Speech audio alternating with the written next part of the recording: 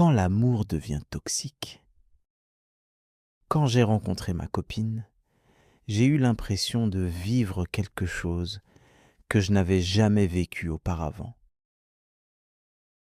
Dès les premières semaines, je pensais constamment à elle, du matin jusqu'au soir. Même lorsque j'étais occupé par mes études, mon travail ou mes activités quotidiennes, son visage revenait toujours dans mon esprit. C'était comme si mon cerveau refusait de penser à autre chose. Au début, cette sensation me semblait normale. Beaucoup de personnes disent que lorsqu'elles tombent amoureuses, elles pensent souvent à la personne qu'elles aiment. Mais avec le temps, ce qui ressemblait à de l'amour est devenu quelque chose de beaucoup plus intense et beaucoup moins sain. Je voulais savoir ce qu'elle faisait à chaque moment de la journée.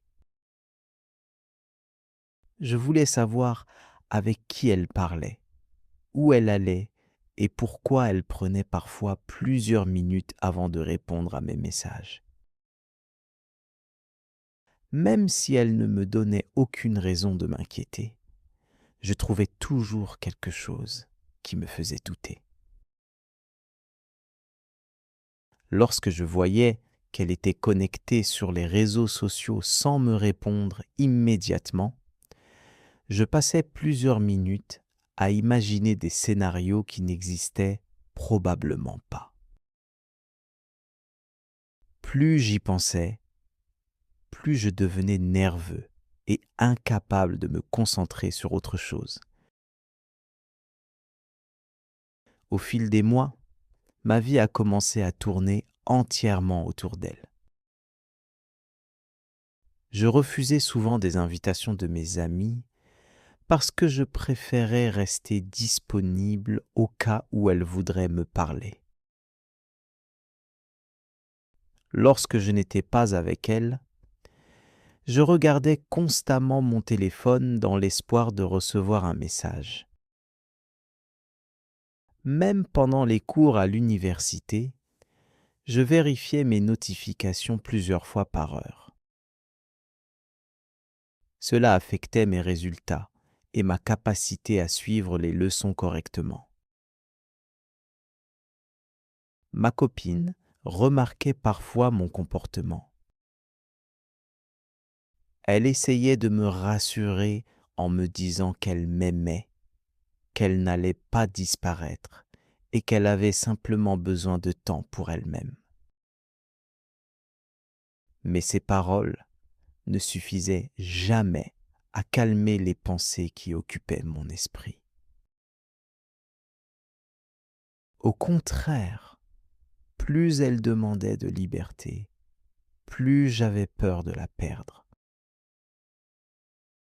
Plus cette peur grandissait, plus je devenais contrôlant sans vraiment m'en rendre compte. Je lui posais des questions sur presque tout ce qu'elle faisait.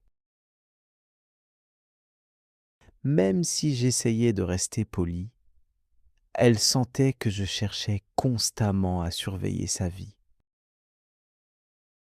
Lorsque ses amis l'invitaient à sortir, je devenais silencieux et froid pendant plusieurs heures.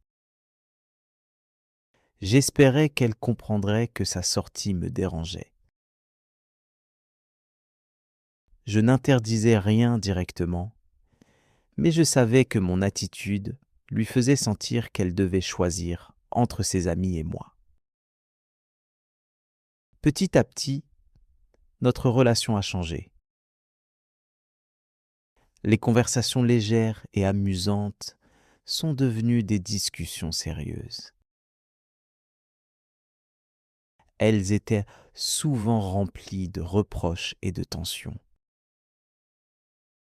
Chaque fois qu'elle voulait passer du temps seule, je le prenais comme une attaque personnelle. Je le voyais comme une preuve qu'elle m'aimait moins qu'avant.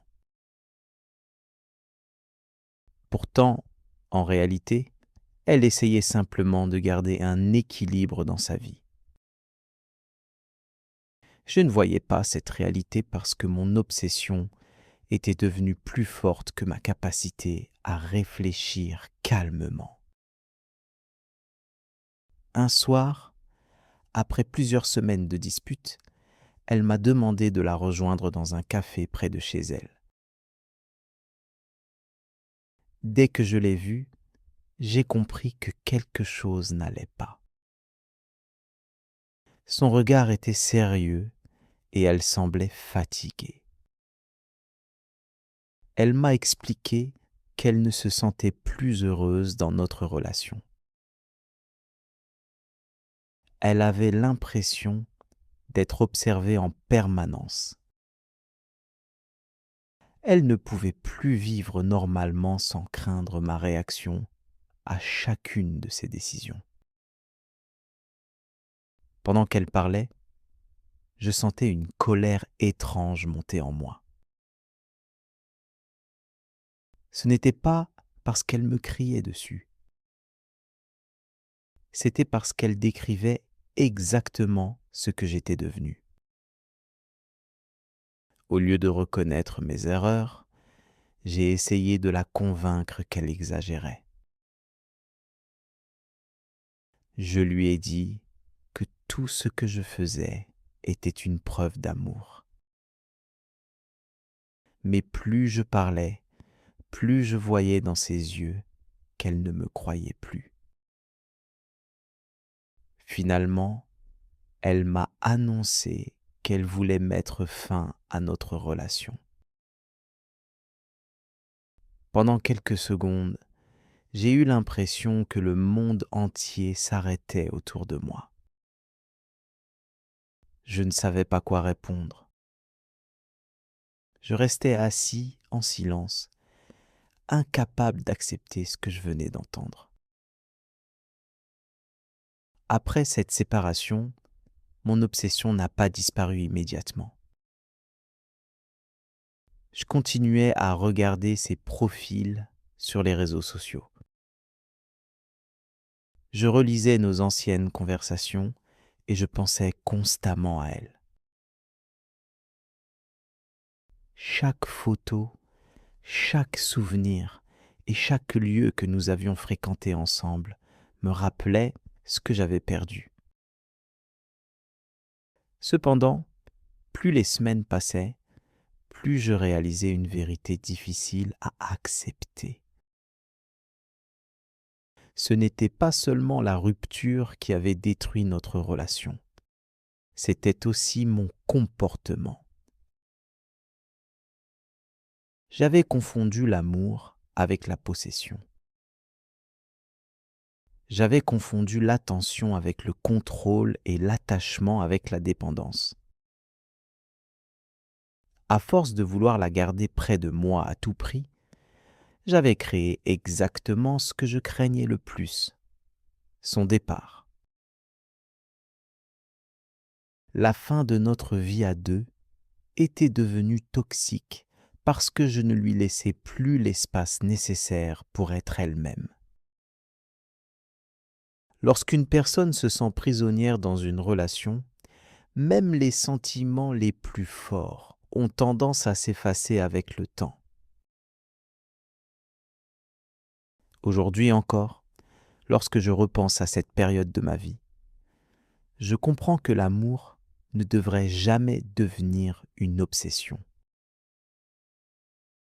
Une relation ne peut pas survivre lorsque la peur, la jalousie et le besoin de contrôle prennent plus de place que la confiance, le respect et la liberté. Mon histoire s'est terminée d'une manière douloureuse, mais elle m'a appris une leçon importante. Aimer quelqu'un signifie aussi accepter qu'il reste une personne libre. Vouloir posséder quelqu'un finit souvent par détruire ce que l'on cherche désespérément à protéger. Mon travail d'été dans un glacier. Après plusieurs mois de chômage, je commençais sérieusement à m'inquiéter pour ma situation financière. Mes économies diminuaient rapidement. Les factures continuaient d'arriver chaque mois et je passais de plus en plus de temps à consulter les offres d'emploi sur Internet sans obtenir de réponse positive. Chaque matin, j'envoyais des candidatures à différentes entreprises. Mais les semaines passaient et rien ne changeait. J'avais donc décidé d'accepter presque n'importe quel travail saisonnier qui pourrait me permettre de gagner un peu d'argent pendant l'été. Un jour, en me promenant dans le centre-ville, j'ai remarqué une affiche collée sur la vitrine d'un glacier très populaire auprès des touristes. Le panneau indiquait que l'entreprise recherchait plusieurs employés pour la saison estivale. Sans hésiter, je suis entré pour me renseigner. Le propriétaire, un homme énergique qui semblait toujours pressé, m'a posé quelques questions simples avant de me proposer un essai dès le lendemain matin. J'étais tellement soulagé de trouver enfin un emploi que j'ai accepté immédiatement. Le lendemain, je suis arrivé très tôt avec l'impression que ce travail serait facile. Dans mon esprit, servir des glaces consistait simplement à remplir un cornet, à le donner au client et à encaisser l'argent. Je pensais sincèrement qu'il était impossible de faire des erreurs dans un glacier. Malheureusement, j'allais découvrir très rapidement que la réalité était beaucoup plus compliquée. Dès l'ouverture du magasin, une longue file de touristes s'est formée devant le comptoir. Il y avait des familles entières, des groupes d'amis, des couples et même des voyageurs venus de différents pays. Chacun voulait une glace différente. Certains demandaient une seule boule, d'autres en voulèrent 3 ou 4. Plusieurs clients souhaitaient mélanger des saveurs dont je n'avais même jamais entendu parler auparavant. Entre la pistache, le caramel salé, la mangue, la noix de coco, le chocolat noir intense et une dizaine d'autres parfums, je commençais déjà à me sentir perdu. Mon premier véritable problème est arrivé lorsqu'une petite fille a commandé une glace à 2 boules. En essayant de placer la deuxième boule sur la première, j'ai exercé un peu trop de pression et toute la glace est tombée directement sur le sol devant le comptoir. La petite fille m'a regardé avec des yeux immenses, tandis que ses parents tentaient de cacher leur sourire. Heureusement, le propriétaire a préparé une nouvelle glace gratuitement. Mais il m'a lancé un regard qui signifiait clairement que je devais faire mieux. Quelques heures plus tard, j'ai réussi un autre exploit dont mes collègues se sont moqués pendant plusieurs semaines. Un client m'avait demandé une glace avec beaucoup de crème fouettée. En appuyant sur la machine, j'ai accidentellement produit une quantité énorme de crème qui a recouvert non seulement la glace, mais aussi ma main, mon uniforme et une partie du comptoir. Le client a éclaté de rire, tandis que mes collègues essayaient de prendre des photos pour immortaliser ce moment. Cependant, le plus difficile n'était pas de préparer les glaces. Le véritable défi consistait à comprendre les touristes. Pendant l'été, des visiteurs du monde entier venaient découvrir la ville.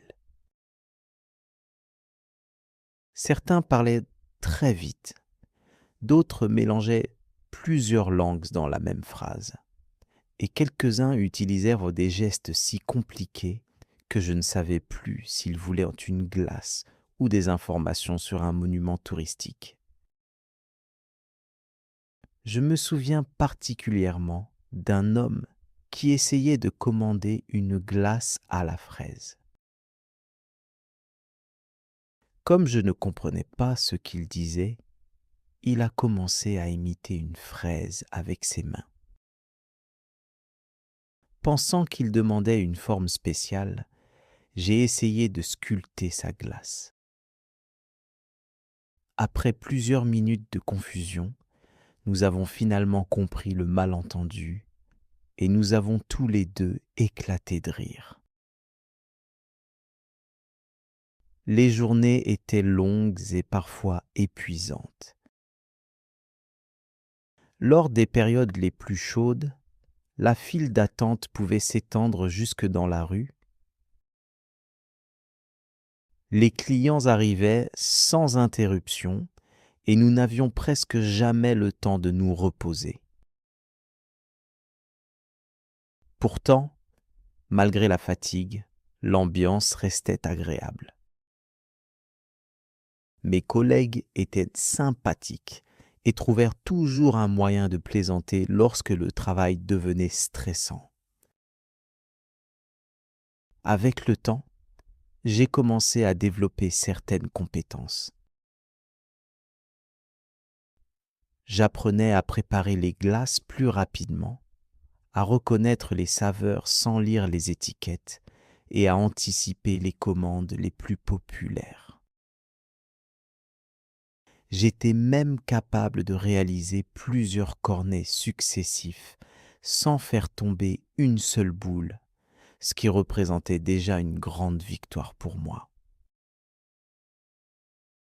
Lorsque l'été s'est terminé, le nombre de touristes a commencé à diminuer progressivement. Les longues files d'attente ont disparu. Les journées sont devenues plus calmes et le propriétaire nous a finalement réunis pour nous annoncer que la saison touchait à sa fin. Mon contrat n'était prévu que pour 4 mois. Dès le début, je savais donc que cette aventure ne durerait pas éternellement. Malgré cela, lorsque mon dernier jour est arrivé, j'ai ressenti un mélange de tristesse et de fierté. J'avais commencé ce travail comme un chômeur inquiet qui cherchait simplement un moyen de gagner un peu d'argent. 4 mois plus tard, je quittais le glacier avec davantage de confiance en moi, de nouvelles compétences et de nombreux souvenirs amusants. J'avais appris à travailler sous pression, à servir des centaines de clients chaque jour et à garder le sourire même lorsque tout semblait devenir chaotique.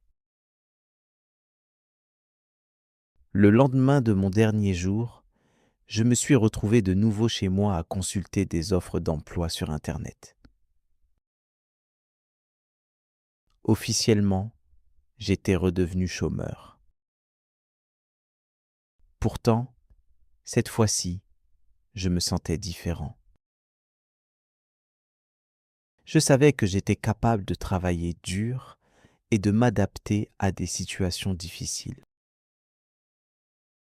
Même si l'avenir restait incertain, je n'avais plus le même sentiment de découragement qu'avant. Aujourd'hui encore, lorsque je passe devant ce glacier, je repense à cet été avec le sourire.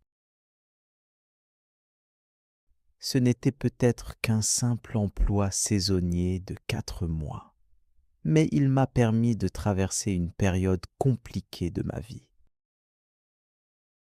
Et même si je suis redevenu chômeur à la fin du contrat, je sais que cette expérience m'a aidé à avancer et à croire davantage en mes capacités pour trouver la prochaine opportunité. À 60 ans, il quitte Paris pour les États-Unis. Son histoire va vous inspirer. Je m'appelle Julien Moreau, et si je raconte aujourd'hui mon histoire, c'est parce que je veux que chacun comprenne qu'il n'est jamais trop tard pour recommencer sa vie, même lorsque tout semble déjà écrit, même lorsque le monde entier pense que l'on est arrivé à la fin de son chemin. Je suis né à Paris, dans un petit appartement du 11e arrondissement, dans une famille modeste, où l'on apprenait très tôt la valeur du travail, du silence et de la dignité. Ma vie a longtemps été simple, presque trop simple. J'ai travaillé pendant des années dans une entreprise administrative, derrière un bureau gris, à remplir des dossiers, à répondre à des appels, à répéter les mêmes gestes jour après jour.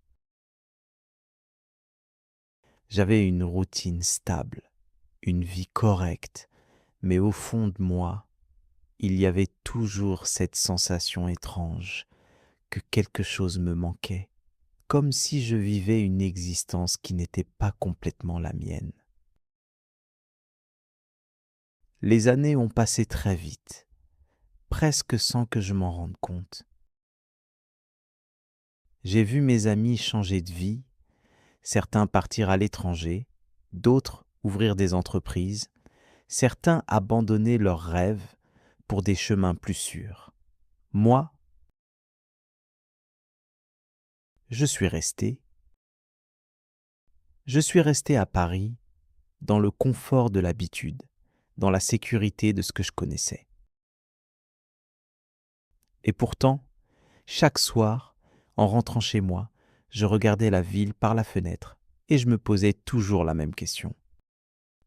Est-ce vraiment ça, ma vie ? Puis est arrivé ce moment que je n'oublierai jamais. J'avais presque 60 ans. Beaucoup diraient que c'est l'âge du repos, de la retraite, du calme. Mais pour moi, c'était l'âge du regret. J'avais l'impression d'avoir laissé passer quelque chose d'important, une opportunité invisible, une route que je n'avais jamais osé prendre. Un jour, sans vraiment réfléchir, j'ai pris une décision qui a surpris tout le monde autour de moi. Je voulais quitter la France pour aller vivre aux États-Unis. Ce n'était pas un rêve de jeunesse, ce n'était pas un plan préparé depuis longtemps. C'était plutôt une urgence intérieure, une voix silencieuse mais insistante qui me disait que si je ne faisais rien maintenant, je ne ferais jamais rien. Mes proches ont été choqués. Certains m'ont dit que c'était trop tard, que je n'avais plus l'âge pour recommencer une vie ailleurs. D'autres ont essayé de me convaincre que je risquais de tout perdre, ma stabilité, mes économies, ma tranquillité. Mais au fond de moi, je savais que rester serait le plus grand risque de tous. Alors j'ai vendu presque tout ce que je possédais. Mon appartement, mes meubles, mes objets personnels. J'ai gardé seulement quelques vêtements, quelques livres et surtout une petite valise remplie d'espoir et d'inquiétude. Et un matin, très tôt, j'ai pris l'avion pour New York. Quand je suis arrivé, la réalité m'a frappé immédiatement. Les États-Unis ne reflétaient pas l'image montrée dans les films. Tout était plus rapide, plus bruyant, plus dur aussi. Les rues étaient immenses. Les gens semblaient toujours pressés. Et moi, je me sentais petit, presque invisible. Je ne connaissais personne. Je ne comprenais pas toujours tout ce qu'on me disait. Et je devais recommencer à zéro dans un pays où je n'étais personne. Les premiers mois ont été extrêmement difficiles. J'ai cherché du travail partout, mais mon âge était souvent un obstacle. On me regardait avec politesse, puis on me refusait. J'ai accepté des petits emplois, parfois très loin de ce que j'avais imaginé pour ma nouvelle vie.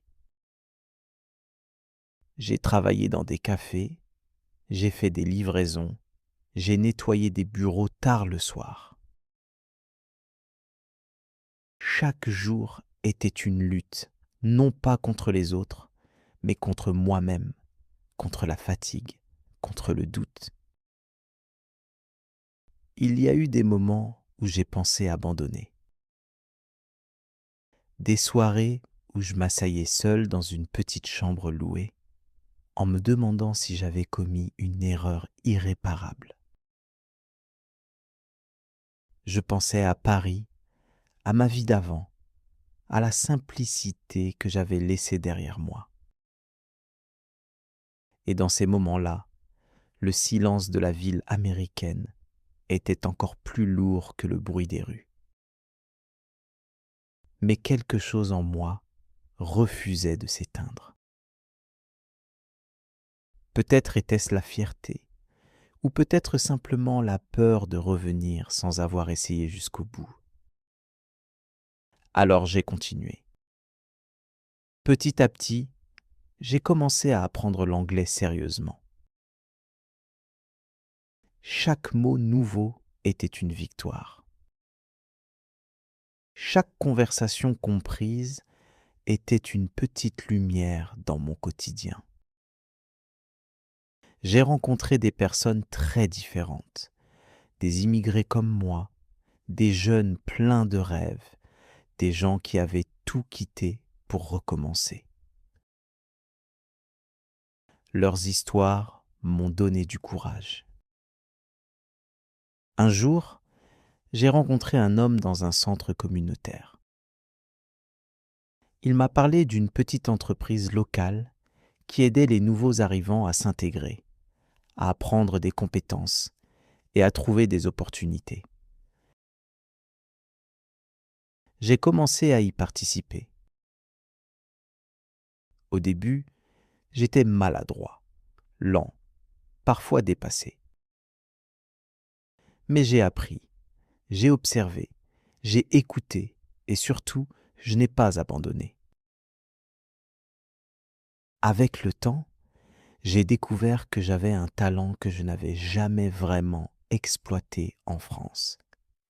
L'organisation et la gestion de projets ambitieux. Peu à peu, on m'a confié des responsabilités, puis des projets plus importants. Et un jour, après plusieurs années de travail constant, on m'a proposé de devenir coordinateur dans cette même organisation. C'était un moment étrange pour moi. Je n'étais plus le Parisien perdu qui arrivait avec une valise et des rêves confus. J'étais devenu quelqu'un d'utile, quelqu'un qui avait trouvé sa place dans un pays qui, au début, ne voulait pas vraiment de moi. Quand je regarde en arrière aujourd'hui, je comprends que mon voyage n'a jamais été seulement un déplacement entre deux pays. C'était un voyage intérieur, une transformation lente et parfois douloureuse. J'ai appris que le succès ne vient pas rapidement, surtout quand on recommence tard dans la vie. J'ai appris que l'échec fait partie du chemin et qu'il n'est pas une fin, mais une étape. Et surtout, j'ai appris que la volonté peut parfois compenser ce que le temps semble avoir pris. Je ne suis pas devenu riche, ni célèbre, mais j'ai trouvé quelque chose de plus précieux. La satisfaction de m'être prouvé à moi-même que je pouvais changer ma vie, même à un âge où beaucoup pensent que tout est déjà terminé. Aujourd'hui, lorsque je marche dans les rues de New York, je pense parfois au petit garçon que j'étais à Paris, au jeune homme que j'ai été et à l'homme que je suis devenu. Et je me dis que la vie n'est jamais vraiment écrite à l'avance. Elle dépend des choix que l'on fait, des risques que l'on accepte et des sacrifices que l'on est prêt à supporter. Si je devais donner une seule leçon de mon histoire, ce serait celle-ci. Il n'est jamais trop tard pour commencer à vivre vraiment, mais il faut avoir le courage de perdre ce qui est confortable pour trouver ce qui est essentiel. 3 jours dans un festival de musique. Je m'appelle Lucas et je vais vous raconter 3 jours très importants de ma vie. 3 jours dans un festival de musique d'été qui a complètement changé ma façon de voir les choses, les autres et même moi-même.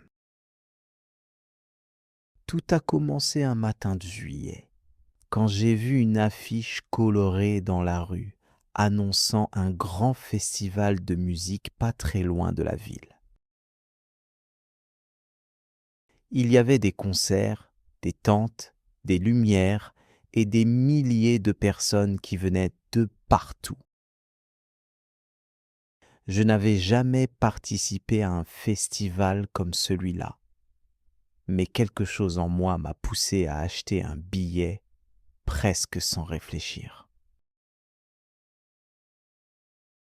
Je me suis dit que ce serait une bonne idée de sortir de ma routine, de vivre une petite aventure pendant l'été, même si je ne savais pas exactement ce qui m'attendait.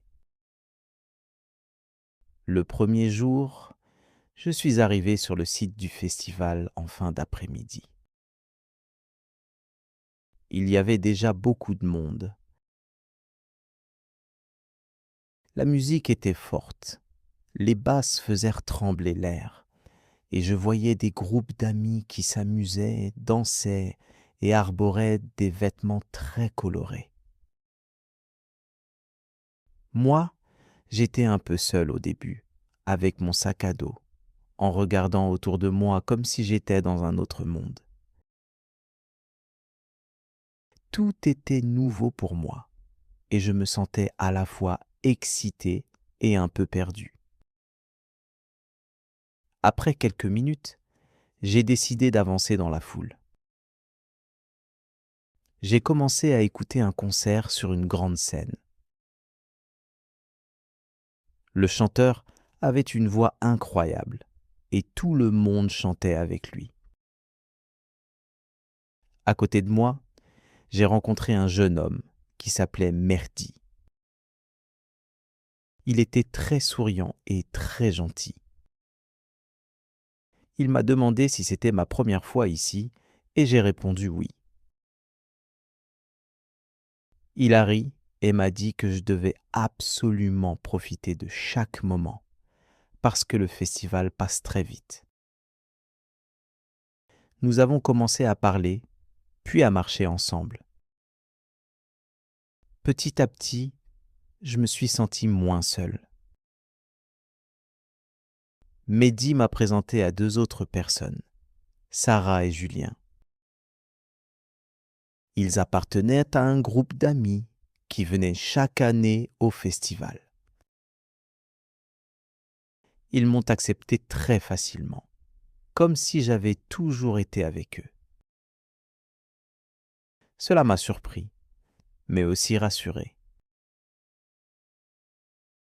Nous avons passé la soirée ensemble à découvrir différents concerts, à manger de la nourriture de rue et à nous asseoir dans l'herbe quand nous étions fatigués. La nuit est tombée très vite. Les lumières du festival étaient magnifiques, comme un ciel rempli d'étoiles artificielles.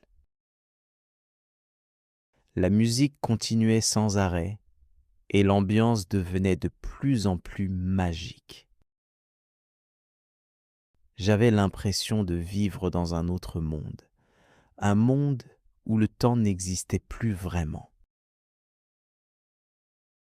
Ce premier jour s'est terminé tard dans la nuit, quand nous avons décidé de rentrer dormir dans nos tentes. Le deuxième jour a commencé avec beaucoup d'énergie.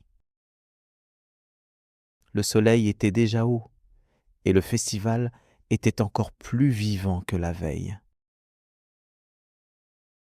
Les gens couraient, riaient et allaient de scène en scène pour ne rien manquer.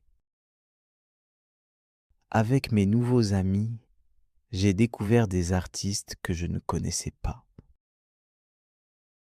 Certains styles de musique étaient très différents, parfois calmes, parfois très forts, mais toujours intéressants. Pendant la journée, nous avons aussi parlé de nos vies. Merdi m'a raconté qu'il étudiait à l'université. Sarah aimait voyager et Julien travaillait dans une petite entreprise. Chacun avait son histoire, ses rêves et ses problèmes. J'ai réalisé que, même si nous étions différents, nous pouvions facilement nous comprendre et passer du bon temps ensemble. Dans l'après-midi, il y a eu un moment très drôle. Nous avons essayé de danser près d'une scène électronique, mais nous ne savions pas vraiment comment faire. Nous avons commencé à rire de nous-mêmes et à faire des mouvements un peu maladroits. Très vite, d'autres personnes se sont jointes à nous et ont partagé notre bonne humeur. Ce moment simple m'a fait beaucoup de bien. Je me suis senti libre, sans stress, sans jugement. Le soir du deuxième jour était encore plus impressionnant que le premier. Il y avait un grand concert principal avec beaucoup de lumière et de feux d'artifice. Tout le monde chantait ensemble et je sentais une énergie incroyable autour de moi. À ce moment-là, j'ai compris pourquoi les gens aiment tant les festivals. Ce n'est pas seulement la musique, c'est aussi le partage, les rencontres et les émotions fortes. Le troisième jour est arrivé plus vite que je ne le pensais. J'étais un peu fatigué, mais aussi triste à l'idée que tout allait bientôt se terminer. Nous avons décidé de profiter de chaque instant sans penser à la fin. Nous avons marché partout dans le festival, pris des photos et essayé de ne rien manquer. Dans la matinée, j'ai eu un moment calme avec Merdi. Nous étions assis loin de la foule et nous regardions les gens passer. Il m'a dit quelque chose que je n'oublierai jamais. Parfois, les meilleures rencontres arrivent quand on ne les cherche pas. Cette phrase m'a fait réfléchir. Je me suis rendu compte que ces 3 jours m'avaient permis de rencontrer des personnes formidables, simplement parce que j'avais accepté de sortir de ma zone de confort. L'après-midi du dernier jour était rempli d'émotions.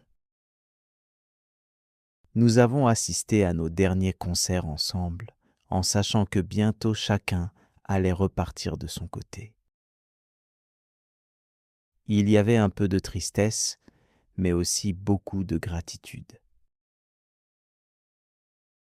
Nous avons promis de rester en contact, même si nous savions que la vie allait nous éloigner un peu. Le festival s'est terminé le soir avec un dernier grand concert. La musique était forte, les lumières étaient magnifiques et tout le monde chantait une dernière fois ensemble. J'ai regardé autour de moi et j'ai essayé de tout mémoriser, les visages, les sons, les rires et cette atmosphère unique. Quand je suis rentré chez moi, j'étais fatigué, mais heureux. Ces 3 jours dans un festival de musique n'étaient pas seulement des vacances. C'était une aventure humaine, une expérience pleine de rencontres, d'émotions et de découvertes. J'ai compris que parfois, il suffit d'un simple choix, comme acheter un billet pour vivre quelque chose qu'on n'oubliera jamais. Mon grand-père était un enfant star oublié. Quand j'étais enfant, je passais beaucoup de temps chez mon grand-père. C'était un homme calme qui parlait peu de son passé. Il habitait dans une vieille maison à la campagne, entourée d'arbres fruitiers et de champs qui semblaient s'étendre jusqu'à l'horizon. Chaque été, mes parents m'y envoyaient pendant plusieurs semaines et je passais mes journées à l'aider dans le jardin, à nourrir les poules ou simplement à écouter les histoires qu'il racontait parfois au coin du feu. Pendant longtemps, j'ai cru que mon grand-père avait eu une vie ordinaire. Il semblait aimer la tranquillité et ne cherchait jamais à attirer l'attention. Pourtant, un jour, alors que je fouillais dans le grenier pour chercher de vieux jouets, je suis tombé sur une boîte en carton couverte de poussière. À l'intérieur, il y avait des photographies en noir et blanc, des coupures de journaux et plusieurs affiches anciennes. Ce qui m'a surpris, c'est que le visage qui apparaissait partout sur ces documents était celui de mon grand-père lorsqu'il était enfant. Je suis descendu immédiatement avec la boîte dans les bras et je lui ai demandé ce que tout cela signifiait. Pendant quelques secondes, il est resté silencieux. Son regard s'est posé sur les photographies comme s'il revoyait une époque très lointaine. Puis, il a souri légèrement avant de me révéler un secret que personne dans la famille ne m'avait jamais raconté. Mon grand-père avait été une véritable star lorsqu'il était enfant. Au début, j'ai cru qu'il plaisantait. Pourtant, les journaux étaient réels. On pouvait y lire son nom dans de grands titres. Certaines photos le montraient entouré de journalistes, d'autres avec des réalisateurs ou des acteurs célèbres de l'époque. Il avait joué dans plusieurs films très populaires lorsqu'il avait entre 10 et 14 ans. Je n'arrivais pas à croire que l'homme simple assis devant moi avait autrefois été connu dans tout le pays. Cette découverte a changé ma façon de le regarder. Chaque soir, je lui posais de nouvelles questions, et peu à peu, il a accepté de me raconter son histoire. Tout avait commencé presque par hasard. Un jour, alors qu'il accompagnait sa mère dans une ville voisine, un réalisateur l'avait remarqué dans la rue. Il cherchait un jeune garçon pour un rôle important dans son prochain film. Mon grand-père n'avait jamais pensé devenir acteur, mais il avait participé à une audition et avait obtenu le rôle quelques jours plus tard. Le film avait connu un succès énorme. Du jour au lendemain, il était devenu célèbre. Des gens demandaient des autographes lorsqu'ils le voyaient. Son visage apparaissait dans les magazines. Les producteurs lui proposaient constamment de nouveaux projets. Il voyageait beaucoup et passait son temps sur les plateaux de tournage. Lorsqu'il me racontait cette période, il ne semblait pourtant pas particulièrement nostalgique. Il expliquait que la célébrité était étrange pour un enfant. Tout le monde voulait lui parler, mais très peu de personnes s'intéressaient réellement à ce qu'il ressentait. Les adultes faisaient souvent des choix à sa place et son emploi du temps était rempli du matin au soir. Pendant que les autres enfants jouaient dans les rues après l'école, lui passait ses journées devant les caméras. Il recevait des applaudissements et des compliments, mais il avait parfois l'impression de perdre quelque chose d'important, une enfance normale. Les années ont passé et sa popularité a commencé à diminuer. De nouveaux acteurs plus jeunes sont apparus. Le public s'est intéressé à d'autres visages.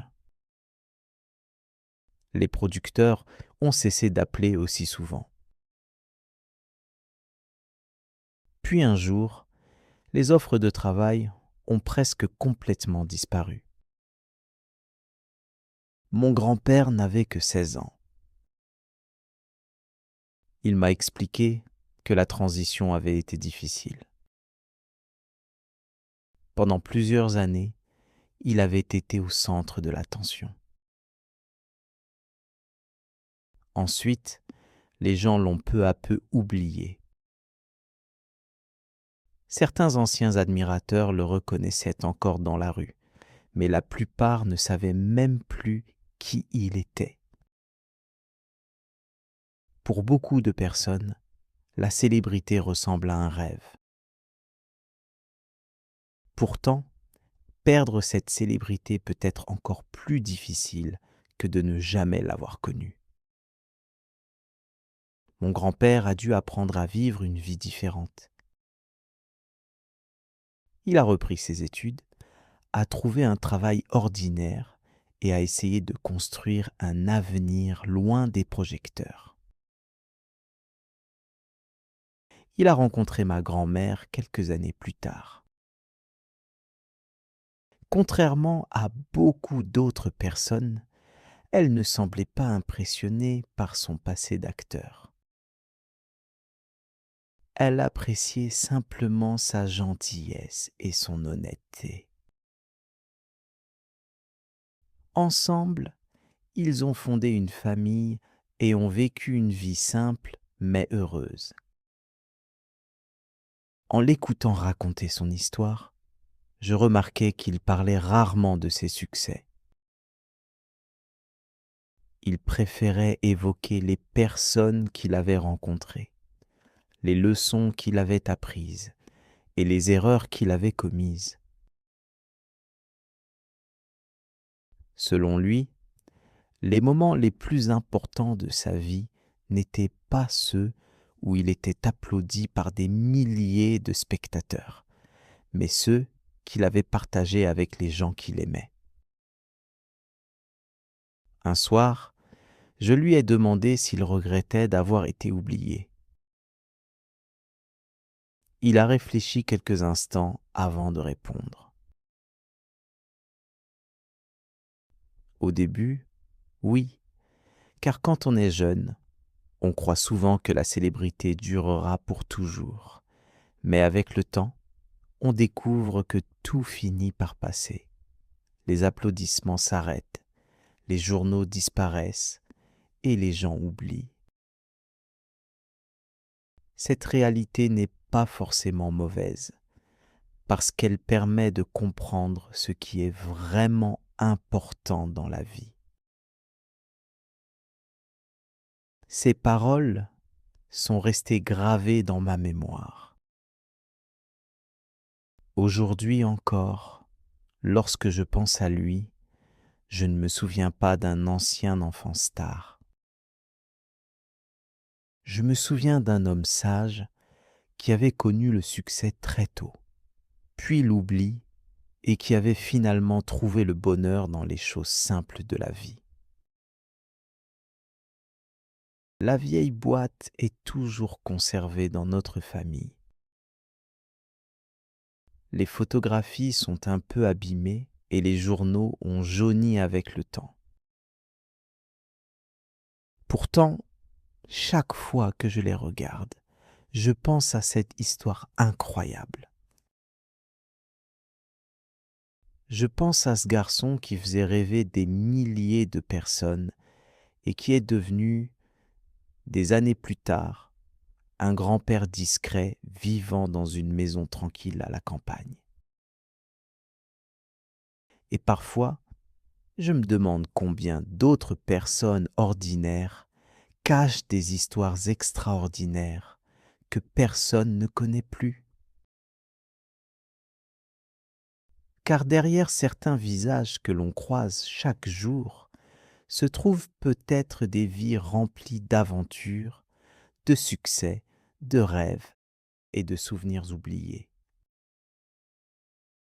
Mon grand-père m'a appris qu'il ne faut jamais juger une personne seulement à partir de ce que l'on voit aujourd'hui, parce que son passé peut être bien plus étonnant que tout ce que l'on pourrait imaginer. Le dernier été avant l'université. Je me souviens encore très clairement du début de l'été, parce qu'à ce moment-là, aucun de nous ne voulait vraiment penser au futur, même si nous savions tous qu'il approchait rapidement. Ce futur arrivait comme une tempête silencieuse qui avance lentement à l'horizon sans que personne ne puisse l'arrêter. Et chaque soir, lorsque nous nous retrouvions au bord du lac derrière notre petite ville, avec de la musique qui jouait doucement sur un vieux haut-parleur et des boissons froides posées dans l'herbe, nous faisions semblant que rien n'allait changer, comme si cet été pouvait durer éternellement. Nous étions 5 amis depuis le lycée. Lucas, Mehdi, Clara, Élodie et moi.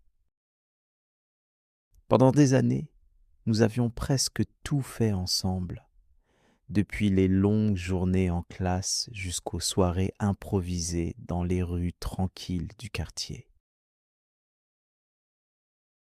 Même si nos personnalités étaient très différentes, nous avions toujours réussi à rester proches.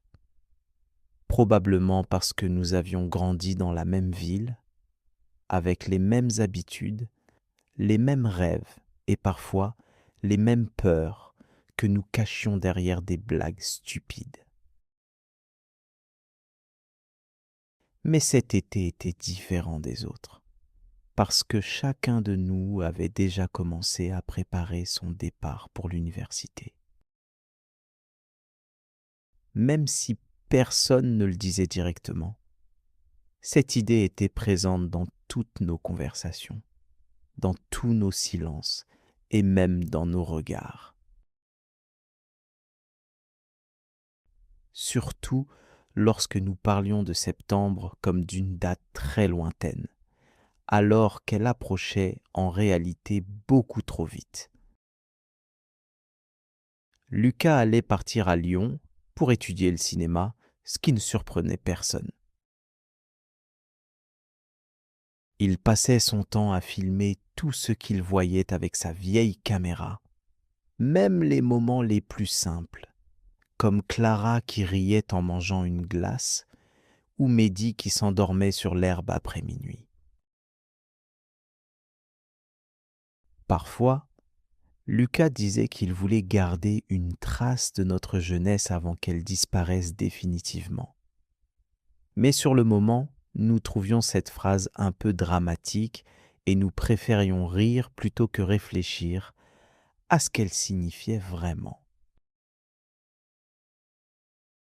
De mon côté, j'avais été accepté dans une université à Paris pour étudier l'histoire, ce qui représentait pour moi un immense changement. Je n'avais jamais vécu ailleurs que dans cette petite ville où tout le monde connaissait tout le monde, où les mêmes personnes se retrouvaient chaque semaine dans les mêmes cafés, et où les journées semblaient souvent se ressembler. Mais malgré mon excitation, je ressentais aussi une peur étrange que je n'osais pas avouer aux autres, car j'avais l'impression qu'en quittant cet endroit, je risquais de perdre une partie de moi-même. Le plus étrange, cependant, concernait Clara et moi. Depuis plusieurs années, il existait entre nous quelque chose de difficile à expliquer. Une relation ambiguë qui ressemblait parfois à une simple amitié et parfois à quelque chose de beaucoup plus profond. Mais aucun de nous n'avait jamais eu le courage d'en parler clairement. Probablement parce que nous avions peur de détruire l'équilibre fragile de notre groupe. Cet été-là, pourtant, tout semblait changer lentement entre nous. Je remarquais de plus en plus certains détails que j'ignorais auparavant. Comme la manière dont Clara me regardait lorsque les autres parlaient, ou la façon dont elle cherchait toujours à marcher à côté de moi quand nous rentrions tard le soir, après avoir passé des heures dehors. Et parfois, lorsque nos mains se touchaient accidentellement, un silence étrange apparaissait immédiatement entre nous. Un silence rempli de choses que nous étions incapables de dire. Un soir de juillet, alors que nous étions tous assis sur le toit du garage de Mehdi pour regarder les étoiles, Lucas a commencé à parler du futur avec un sérieux inhabituel. Il nous a demandé si nous pensions sincèrement que notre groupe resterait le même après l'été. Mais personne n'a répondu immédiatement, parce qu'au fond de nous, nous connaissions déjà la vérité. Les relations changent toujours. Certaines personnes s'éloignent sans raison précise. D'autres deviennent presque des étrangers malgré tous les souvenirs qu'elles ont partagés ensemble. Et parfois, certaines histoires se terminent avant même d'avoir réellement commencé. Je me souviens que Clara avait baissé les yeux à ce moment-là. Élodie essayait de plaisanter pour détendre l'atmosphère. Mais même les blagues semblaient plus faibles qu'avant, comme si nous avions tous compris que quelque chose était déjà en train de disparaître entre nous. Quelques semaines plus tard, les tensions ont commencé à apparaître plus clairement. Mehdi reprochait souvent à Lucas de passer plus de temps derrière sa caméra qu'avec nous.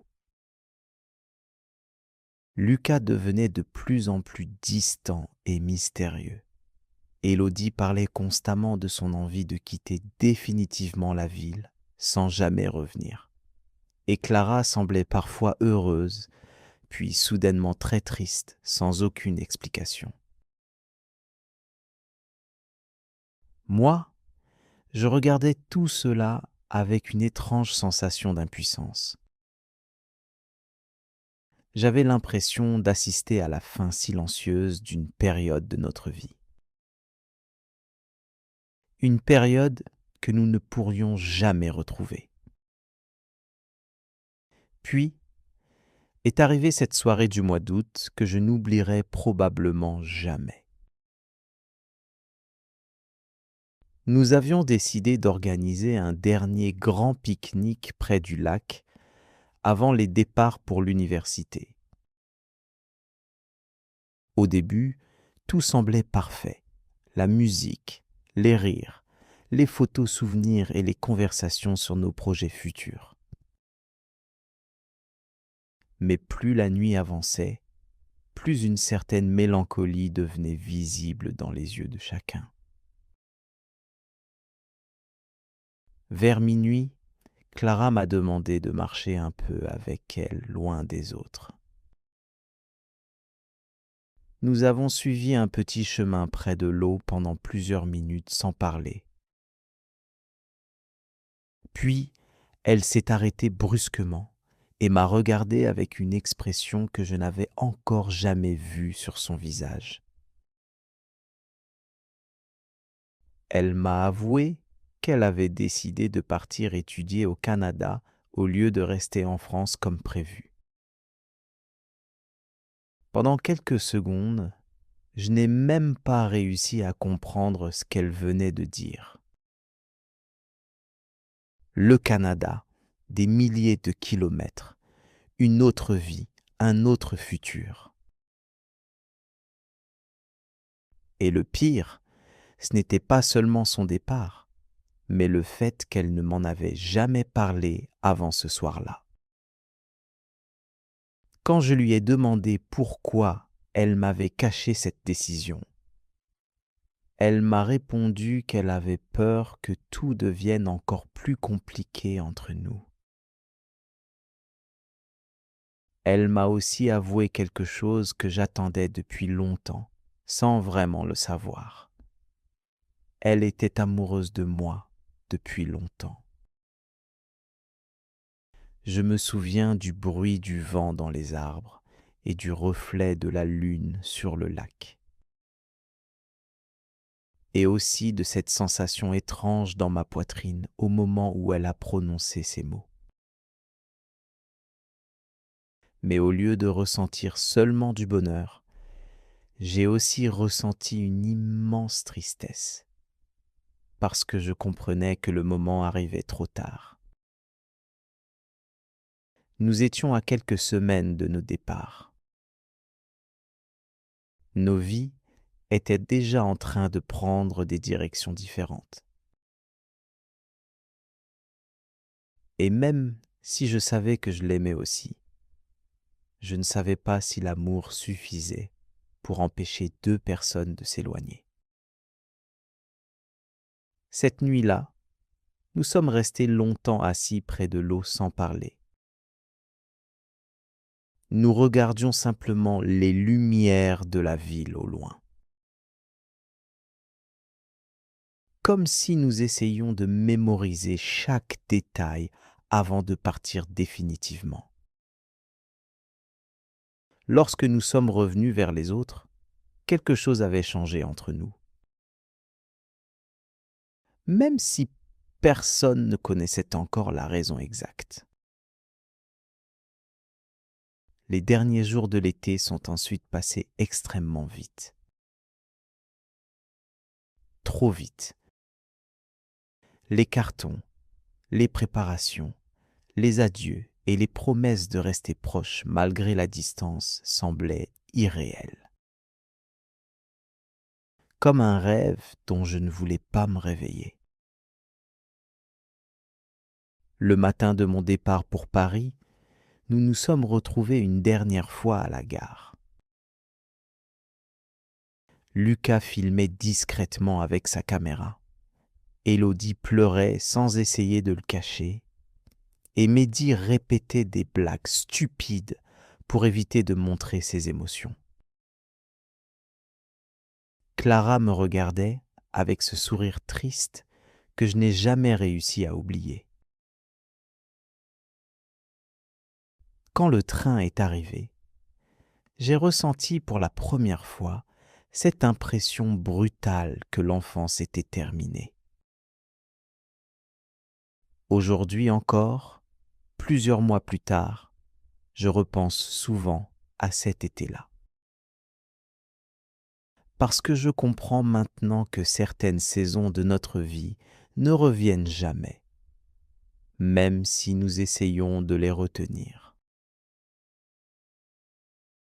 Et parfois, lorsque je regarde les anciennes vidéos de Lucas ou les photos près du lac, je réalise que nous étions probablement plus heureux que nous le pensions. Mais comme beaucoup de jeunes de notre âge, nous étions trop occupés à avoir peur du futur. Et nous ne comprenions pas que nous étions déjà en train de vivre l'un des moments les plus importants de notre vie. La vie d'un homme qui n'entend pas. Je m'appelle Thomas et depuis ma naissance, je n'entends aucun son. Je n'ai jamais entendu la voix de ma mère lorsqu'elle me chantait une berceuse, le rire de mon père après une longue journée de travail, le bruit des vagues qui frappent la plage ou la pluie qui tombe doucement sur le toit pendant une nuit d'hiver. Pour la plupart des gens, ces sons font partie de la vie quotidienne et semblent insignifiants. Mais pour moi, ils ont toujours été des choses mystérieuses que je ne pouvais imaginer qu'à travers les descriptions des autres. Pendant longtemps, je me suis demandé à quoi ressemblait réellement le monde sonore. Pourtant, avec les années, j'ai compris que le monde possède bien plus que des sons. Il existe aussi les regards, les gestes, les émotions, les couleurs et les silences. Mes parents ont rapidement compris que ma vie serait différente, mais ils ont refusé de croire que cela signifiait qu'elle serait moins belle. Ils ont appris la langue des signes afin de communiquer avec moi. Chaque soir, ma mère me racontait des histoires avec ses mains.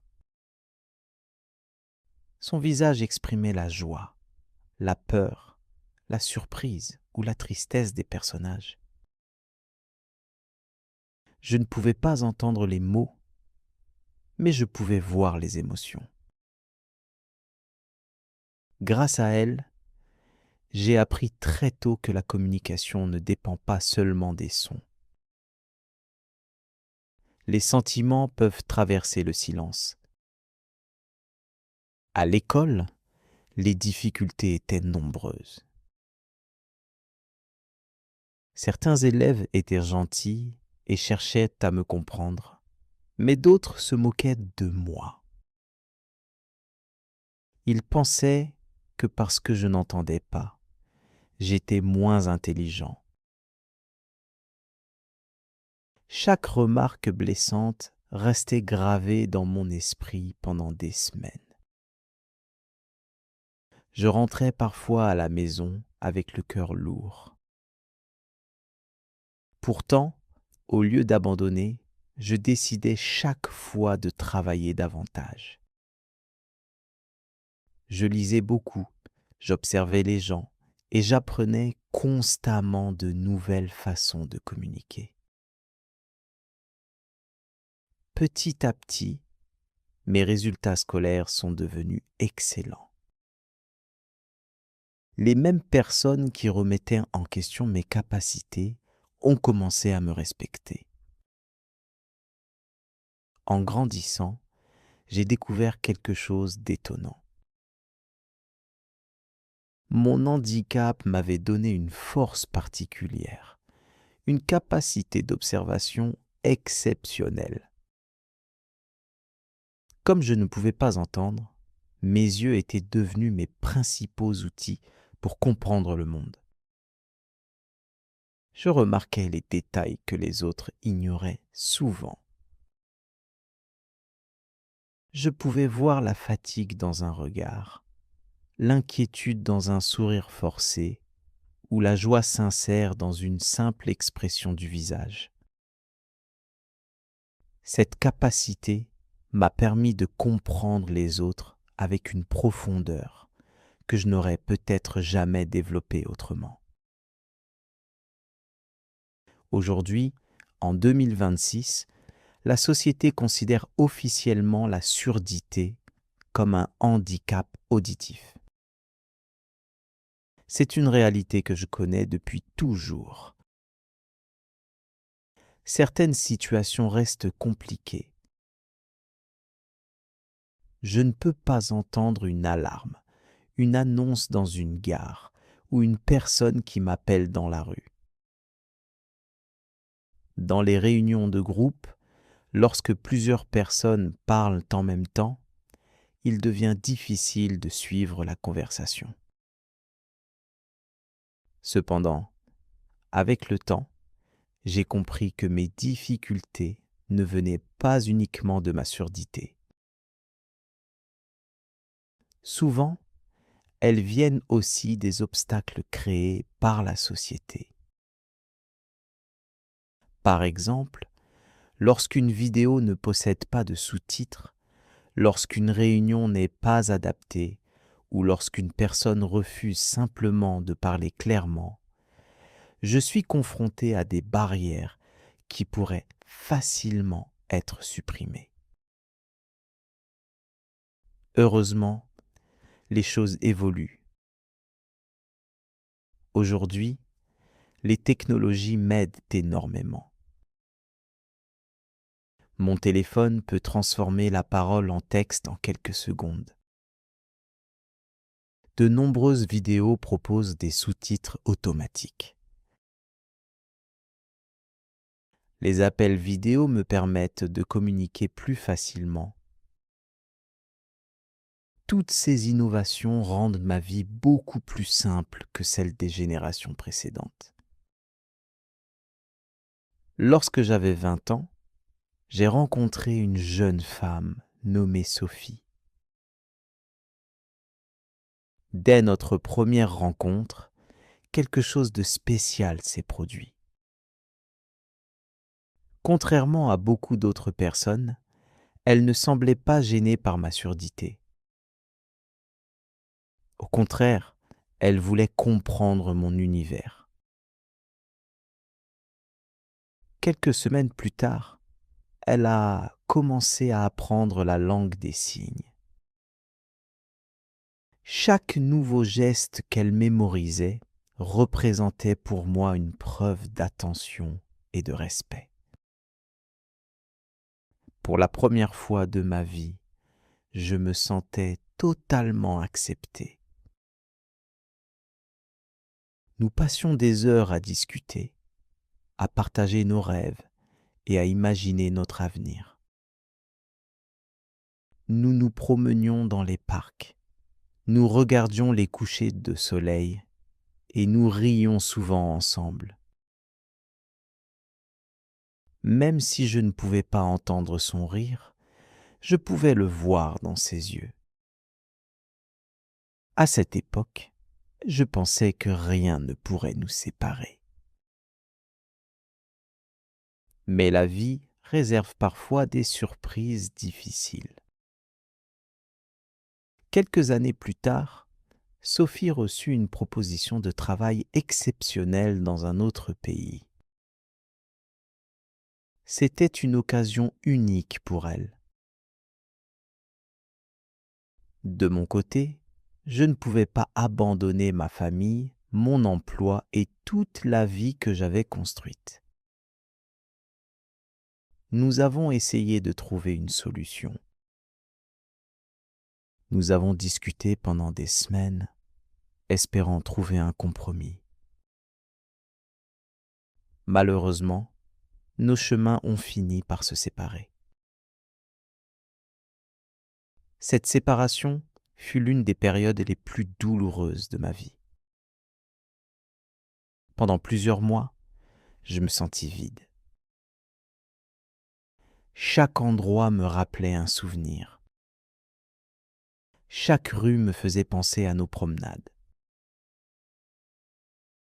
J'avais l'impression d'avoir perdu une partie de moi-même.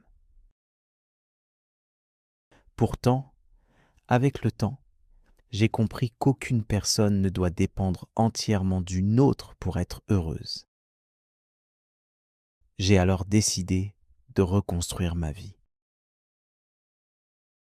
Je me suis concentré sur mon travail et sur mes projets personnels.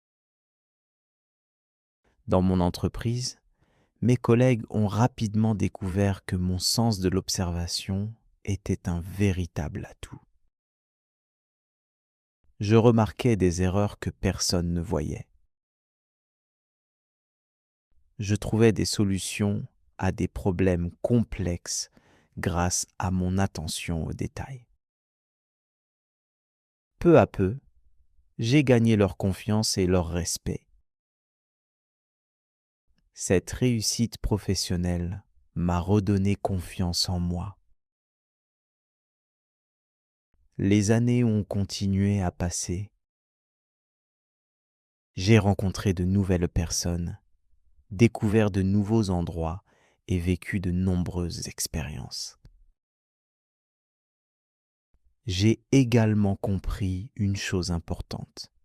Chaque être humain porte un fardeau invisible. Certaines personnes souffrent de solitude, d'autres de pauvreté, de maladie, de peur ou de manque de confiance en elles. Mon handicap était visible, mais les difficultés des autres ne l'étaient pas toujours. Cette prise de conscience m'a rendu plus patient, plus tolérant et plus compréhensif. Aujourd'hui, lorsque je regarde mon parcours, je ne vois plus seulement les obstacles. Je vois aussi tout ce qu'ils m'ont appris.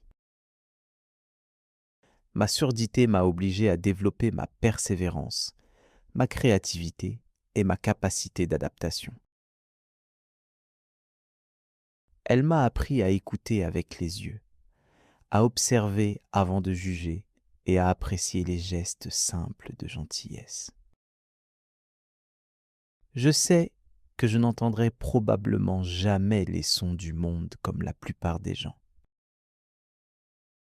Pourtant, je connais d'autres formes de beauté. Je vois le sourire sincère d'un ami, les couleurs magnifiques du ciel au coucher du soleil, la tendresse dans les yeux d'une mère qui regarde son enfant et la détermination d'une personne qui refuse d'abandonner malgré les épreuves. Toutes ces choses parlent un langage que même le silence ne peut effacer. Si mon histoire peut transmettre une leçon, c'est celle-ci. Nos différences ne définissent pas nos limites. Pendant longtemps, j'ai cru que mon absence d'audition me rendait plus faible que les autres. Aujourd'hui, je sais que ce n'était pas vrai. j'ai simplement appris à vivre autrement. Et parfois, vivre autrement permet de découvrir des richesses invisibles aux yeux de ceux qui suivent toujours le même chemin. Ma vie n'a pas été parfaite. Elle a connu des moments de solitude, de tristesse et de doute. Mais elle a aussi été remplie de courage, d'apprentissage, d'amitié, d'amour et d'espoir. Chaque matin, lorsque je me réveille dans le silence qui m'accompagne depuis toujours, je me rappelle que le bonheur ne dépend pas de ce que nous avons perdu. Il dépend de ce que nous choisissons de construire avec ce que nous possédons encore. Et tant que je continuerai d'avancer avec détermination, le silence ne sera jamais une prison. Ce sera simplement une autre manière de vivre dans notre monde. La concubine du roi et le serviteur. Je n'aurais jamais pensé qu'une vie aussi simple que la mienne pouvait être entraînée dans une situation aussi grave, aussi silencieuse et pourtant aussi dangereuse. Lorsque j'ai été engagé comme serviteur dans le palais du roi, je ne cherchais rien d'autre qu'un travail stable pour survivre. Je n'avais ni ambition particulière, ni espoir de grandeur. J'acceptais ma place avec humilité, en pensant que ma vie resterait toujours discrète, presque invisible aux yeux du monde. Le palais du roi était un endroit impressionnant dès le premier regard. Les murs étaient hauts, les sols brillants, les colonnes parfaitement sculptées. Tout semblait contrôlé, organisé, presque parfait. Mais très vite, j'ai compris que derrière cette beauté extérieure se cachait une atmosphère froide, remplie de silence et de règles strictes. Chaque geste devait être mesuré, chaque parole contrôlée, et chaque regard pouvait être interprété comme une faute. Je passais mes journées à effectuer des tâches simples. Nettoyer les longs couloirs qui semblaient ne jamais finir. Porter des plateaux de nourriture ou transmettre des messages entre les différentes parties du palais. J'étais habitué à être ignoré. Les nobles ne faisaient pas attention à moi, et les autres serviteurs me côtoyaient à peine, car chacun essayait de protéger sa propre place. Au début, je pensais que ma vie resterait toujours ainsi, monotone et sans surprise. Pourtant, au fil du temps, j'ai commencé à ressentir une étrange sensation de solitude, même au milieu de tant de monde. C'était comme si chacun vivait enfermé dans sa propre existence, sans jamais vraiment rencontrer les autres. C'est dans ce contexte que je l'ai rencontrée. La concubine du roi était une femme connue de tous dans le palais, mais rarement approchée. On parlait souvent de sa beauté, de son élégance et de la place importante qu'elle occupait auprès du roi. Pourtant, malgré cette position privilégiée, elle semblait toujours seule. Chaque fois que je la voyais de loin, j'avais l'impression qu'elle portait une tristesse invisible, comme un poids qu'elle ne pouvait partager avec personne. La première fois que je l'ai vue de près, je ne m'y attendais pas du tout.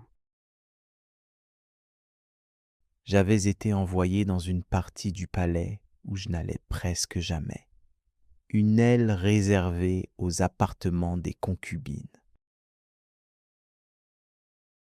L'air y était plus calme, presque figé, comme si le temps avançait plus lentement dans cet endroit.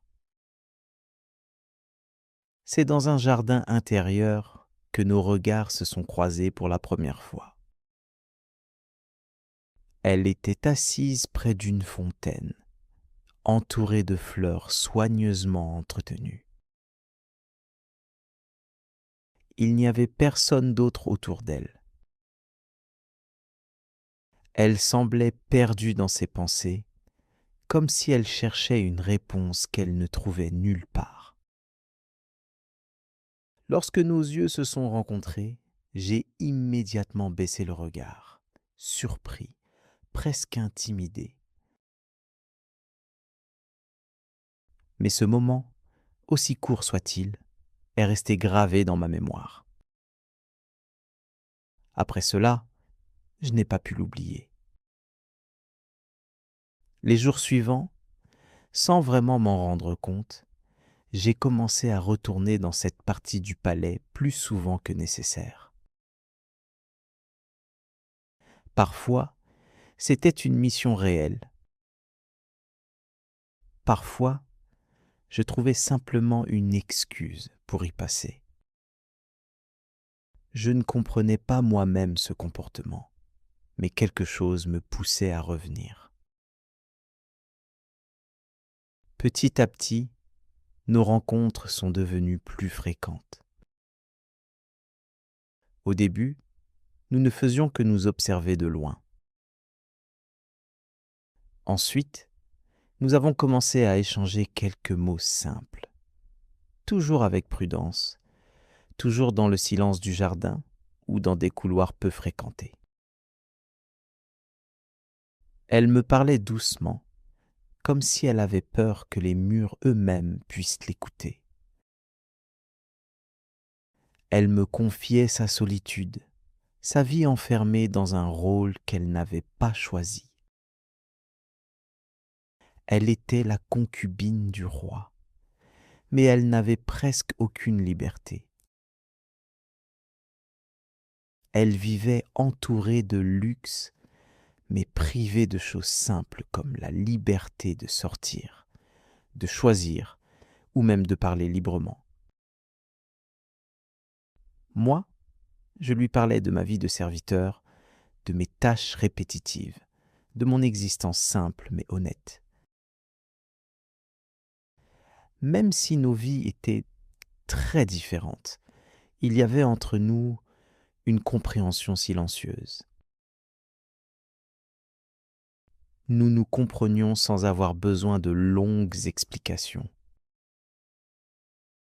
Avec le temps, cette relation est devenue plus profonde.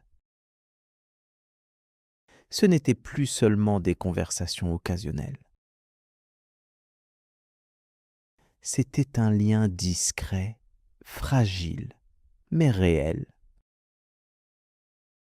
Chaque rencontre apportait un peu de lumière dans nos journées monotones. Nous savions cependant que ce lien était dangereux. Dans le palais, les règles étaient strictes et la moindre proximité entre une concubine royale et un serviteur pouvait être considérée comme une faute grave. Pourtant, malgré cette conscience du danger, nous continuions à nous voir. Nous choisissions toujours des moments précis, des lieux cachés, des instants où les gardes étaient occupés ailleurs. Chaque rencontre était une prise de risque, mais aussi un moment où nous pouvions enfin respirer librement, loin du regard des autres. Un soir, tout a changé. Le ciel était sombre, mais la lune éclairait doucement les jardins du palais. L'air était chaud, presque immobile. Ce soir-là, nous nous sommes retrouvés dans un endroit encore plus isolé que d'habitude. Un petit jardin caché derrière de grandes haies. Nous sommes restés longtemps sans parler. Le silence entre nous n'était pas gênant. Au contraire, il était rempli de compréhension. Puis, peu à peu, nos mots sont devenus plus sincères, plus profonds. Nous avons compris que ce que nous ressentions dépassait la simple amitié ou la compassion. C'était un sentiment fort, difficile à contrôler et impossible à ignorer. À partir de ce moment, notre relation est devenue encore plus risquée, mais aussi plus importante pour nous. Chaque rencontre était comme une bouffée d'air dans un monde étouffant. Nous savions que si quelqu'un découvrait la vérité, les conséquences pourraient être terribles, mais nous étions incapables de nous éloigner. Dans un palais royal, rien ne reste caché longtemps. Un jour, des rumeurs ont commencé à circuler. D'abord discrètes, puis de plus en plus insistantes. Quelqu'un avait remarqué nos déplacements, nos regards, nos absences au même moment. Dans un lieu où tout est surveillé, même le plus petit détail devient suspect. Très vite, les regards des autres ont changé. Certains serviteurs m'évitaient, d'autres chuchotaient lorsque je passais.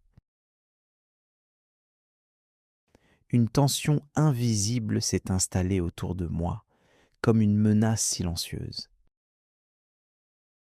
Puis, un matin, les gardes sont venus me chercher. Ils n'ont pas expliqué les raisons. Ils m'ont simplement ordonné de les suivre.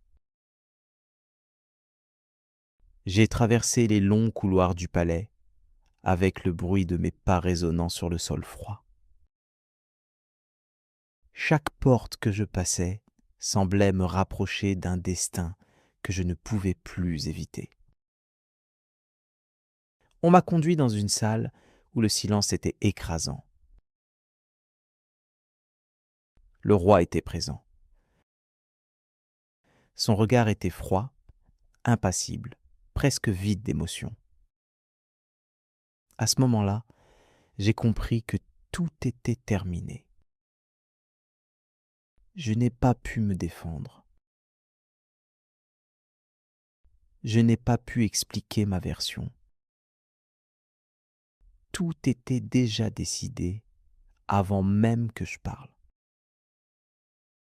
J'ai été accusé d'avoir trahi la confiance du palais, d'avoir franchi une limite interdite, d'avoir osé m'approcher de ce qui ne m'appartenait pas. Quelques jours plus tard, mon sort a été scellé. J'ai été exécuté en secret, loin des regards, comme si mon existence devait disparaître complètement. Même mon nom a été effacé, comme si je n'avais jamais existé. Mais mon histoire ne s'est pas arrêtée avec ma mort. La concubine, elle, a été isolée encore davantage. On l'a enfermée dans une partie encore plus éloignée du palais, coupée presque totalement du monde extérieur. Elle n'avait plus de contact, plus de liberté, plus de voix. Et pourtant, avant que tout ne soit complètement détruit, elle portait déjà en elle une preuve silencieuse de notre relation. Un enfant.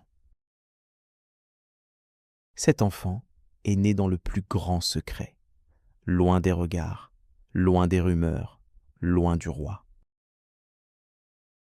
Personne ne devait connaître la vérité sur son origine.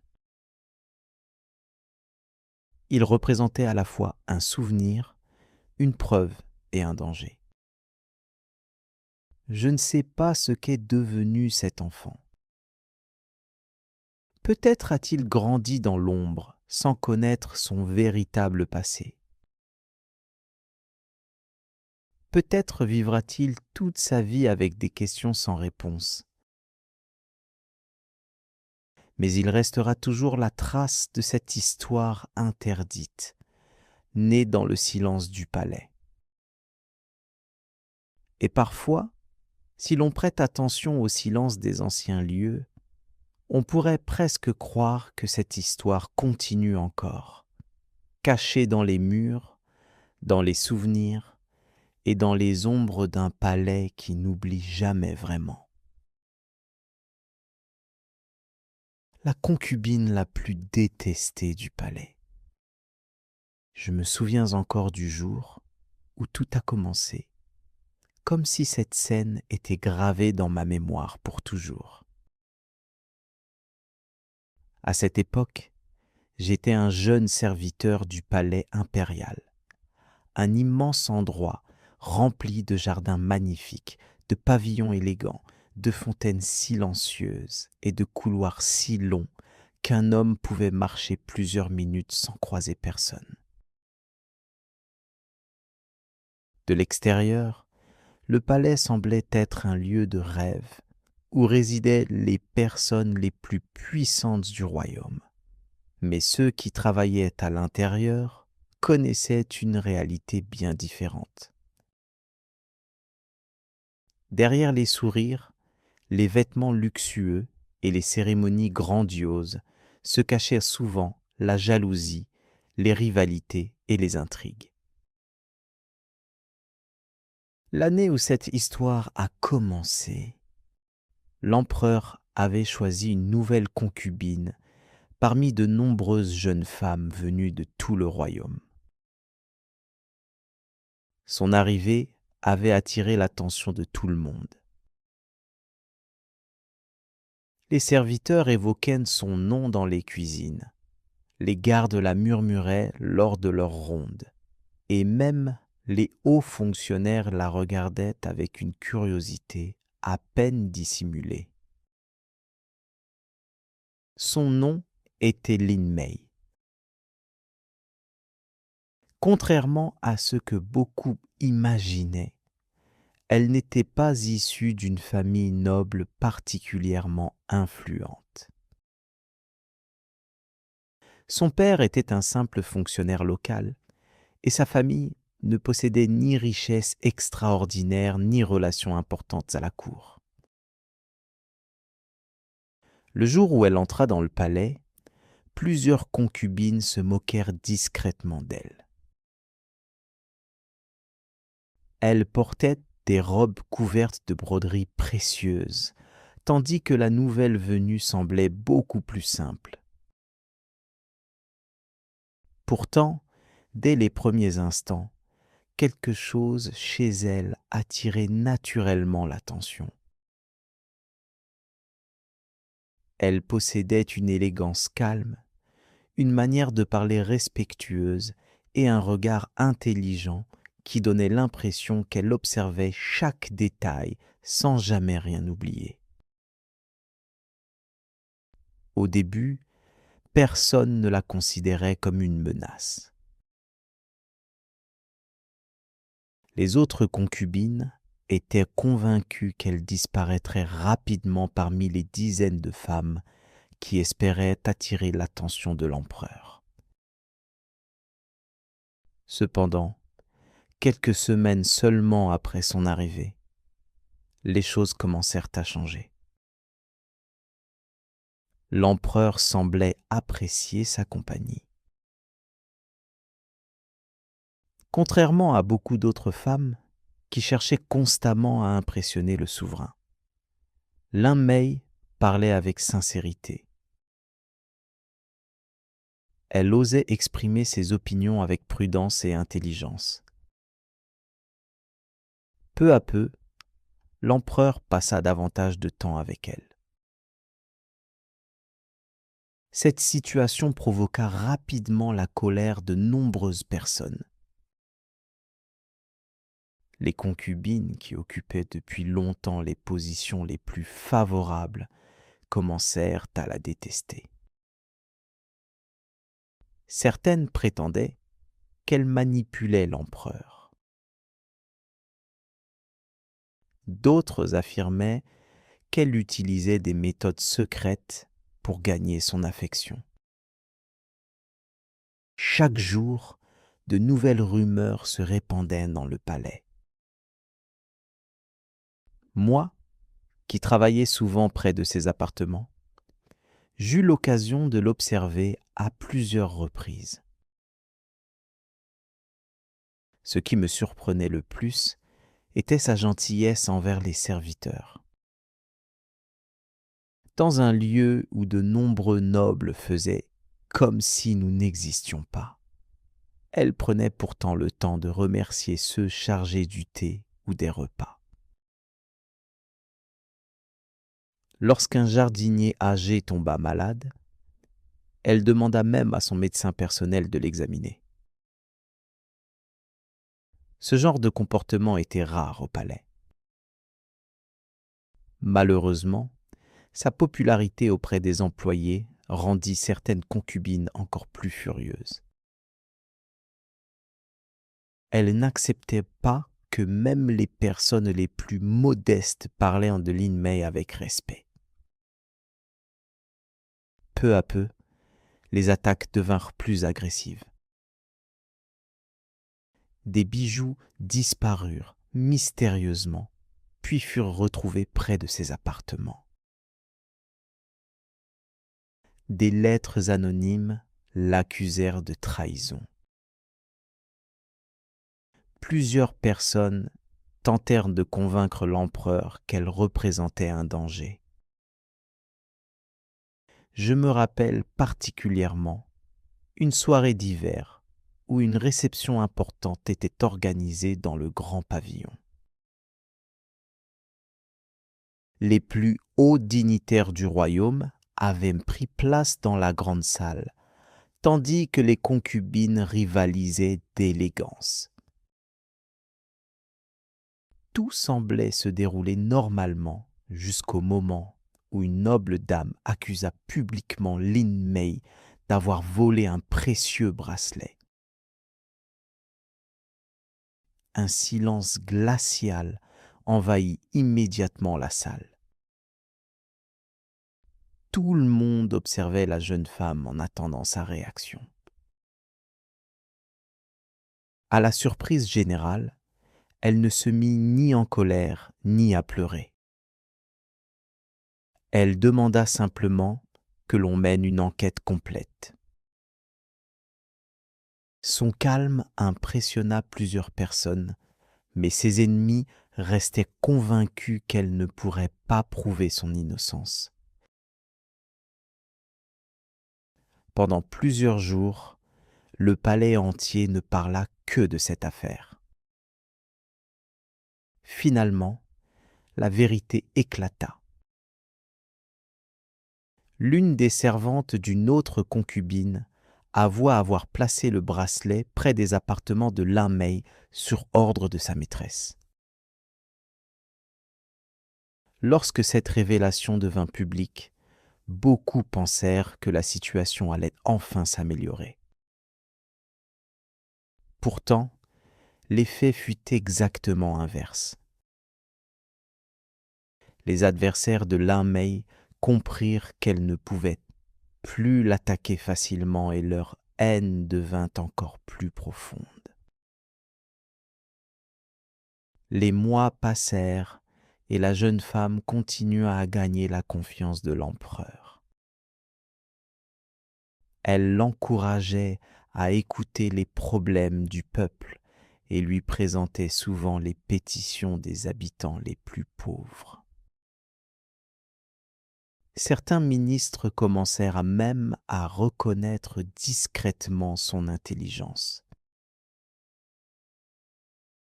Cette influence croissante inquiétait énormément ceux qui profitaient depuis longtemps de leur pouvoir. À cette époque, une terrible sécheresse frappa plusieurs régions du royaume. Les récoltes furent mauvaises et de nombreuses familles souffrirent de la faim. Alors que plusieurs responsables cherchaient surtout à protéger leurs propres intérêts, Lin Mei convainquit l'empereur d'ouvrir les réserves impériales pour distribuer du riz aux villages les plus touchés. Cette décision sauva probablement des milliers de personnes. Cependant, au lieu de lui apporter davantage de soutien au palais, cet événement augmenta encore le nombre de ses ennemis. Beaucoup de nobles estimaient qu'une simple concubine ne devait pas participer à des décisions aussi importantes. Ils considéraient sa popularité grandissante comme une menace pour leurs privilèges. Les années passèrent ainsi dans une atmosphère de tension permanente. Malgré les complots, les rumeurs et les humiliations, Lin Mei conserva toujours la même attitude digne. Je ne l'entendis jamais insulter ses adversaires ni chercher à se venger. Cette capacité à rester calme impressionnait même certaines personnes qui ne l'appréciaient pas. Un jour pourtant, un événement changea définitivement le cours de son existence. L'empereur tomba gravement malade. Pendant plusieurs semaines, l'inquiétude domina tout le palais. Les médecins entraient et sortèrent de ses appartements à toute heure du jour et de la nuit. Beaucoup de personnes qui prétendaient être loyales commencèrent déjà à réfléchir à l'avenir et à la manière de protéger leur position. Pendant cette période difficile, Lin Mei resta constamment auprès de lui. Elle supervisait les soins, lisait des documents lorsqu'il était trop faible pour le faire lui-même et veillait à ce que les affaires importantes continuent d'être traitées. Même certains ministres, qui l'avaient longtemps critiqué, reconnurent alors son dévouement. Lorsque l'empereur finit par se rétablir, son respect pour elle devint encore plus grand. Pourtant, malgré cette victoire, la jeune femme semblait différente. Les années de haine, de complot et de méfiance demeuraient visibles dans sa mémoire. Elle souriait moins souvent qu'autrefois et passait davantage de temps seule dans les jardins du palais. Je me souviens de l'avoir aperçue un soir au bord d'un étang couvert de fleurs de lotus. Elle regardait simplement l'eau en silence. Pour la première fois, elle paraissait fatiguée.